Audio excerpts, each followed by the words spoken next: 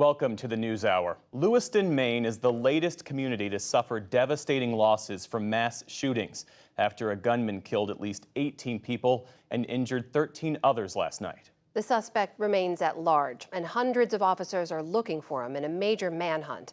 The shootings are the worst mass killing in the country this year, and authorities have warned that the death toll could climb.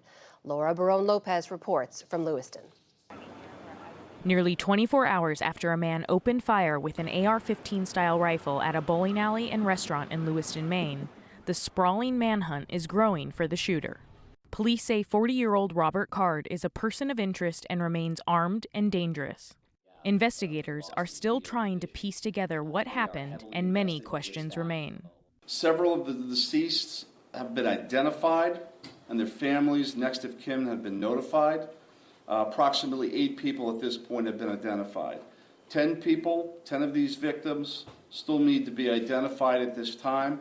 Maine's Governor Janet Mills said it was a dark day for her state.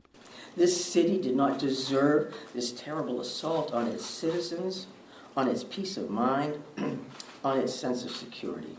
Just before 7 p.m. last night, that assault began inside the Just-in-Time Bowling Center, sending people scrambling for safety, including this man named Brandon, who says he first thought he heard balloons popping. I had my back turned to the door, and as soon as I turned and saw it was not a balloon, he was holding a weapon, I just booked it down the lane, and I slid basically into where the pins are and climbed up in the machine and was on top of the machines for about 10 minutes until the cops got there. 10-year-old Zoe Levesque was also there with her mother and was grazed by a bullet.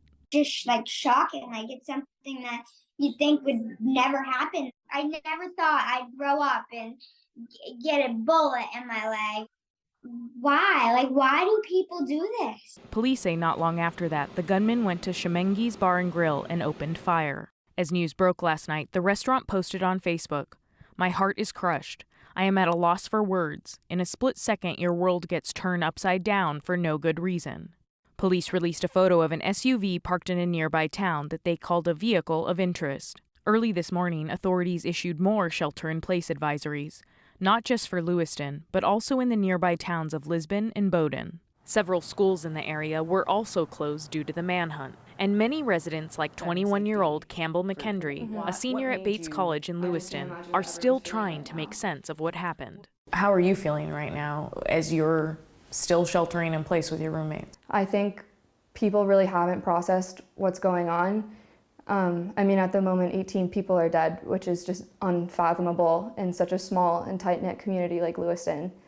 And I know that the loss that happened last night will be felt here for years, if not decades to come. McKendry lives only 5 minutes from the bowling alley and says she'd often go with friends to hang out and relax there. And it's just so devastating and so upsetting that that's been taken away from the Bates community and the Lewiston community by the actions of one person. Our reality for today is that this suspect is still at large. Police said more than 350 state and federal law enforcement personnel are looking for Robert Card, who is said to be a firearms instructor and a member of the U.S. Army Reserve. According to multiple reports, Card was believed to have made threats to shoot up a nearby military base and had been committed to a mental health facility for 2 weeks this summer. Authorities would not confirm that this morning, focusing instead on the survivors and victims. We want to provide community support for the victims, for the families, and the communities across the state. But we also have an incredibly strong, laser-like focus on bringing this suspect into custody and ultimately to justice. But many here are frustrated that they're not getting resources and answers fast enough. There's no words to describe how you feel. We met a woman named Sarah who has lived in Lewiston for 32 years. Last night, she'd been at the bowling alley with her daughter and says the third grader saw 2 people get shot. I want counseling, but there's no services here right now. We're looking for services to get her counseling. Wednesday's death toll is especially staggering for a state that only had 29 homicides in all of 2022. People here are upset and angry about what they say is a lack of communication from local authorities about their loved ones and how to get help. Amna?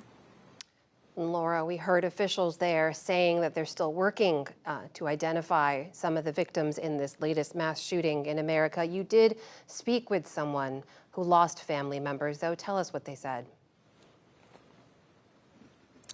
That's right, Amna. I spoke to Rob Young, who's originally from Maine. He was heading here from Baltimore this morning on a flight to be next to his sister-in-law's side, and he found out that his brother, Bill Young, and his nephew, Aaron Young, respectively 43 years old and 14 years old, were killed at the bowling alley, just-in-time bowling alley that's just down the road behind me last night. And he said that this stuff just doesn't happen in Maine, that his sister-in-law is destroyed, that she was given false hope by state authorities because for hours on end she had been told that no kids had died, and then found out later this afternoon that her son, 14-year-old Aaron, had died. And we haven't heard back from state authorities about that, Amna.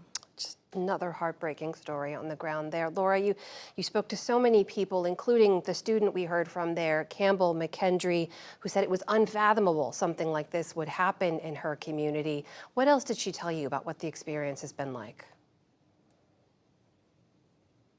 Campbell had heard police sirens and helicopters for hours last night as she sheltered in place, Amna. And this is something that has become all too familiar for her family. Her parents have been texting her nonstop, asking her if she was safe. And this is something that they also experienced earlier this year when their other daughter, who goes to Colby College that's just a few miles north of Lewiston, was at a party where a shooting occurred. So this is something that her family has experienced twice in just 1 year, Amna. It is Laura Barone Lopez reporting from Lewiston, Maine, the latest American community affected by a mass shooting. Laura, thank you. Thank you.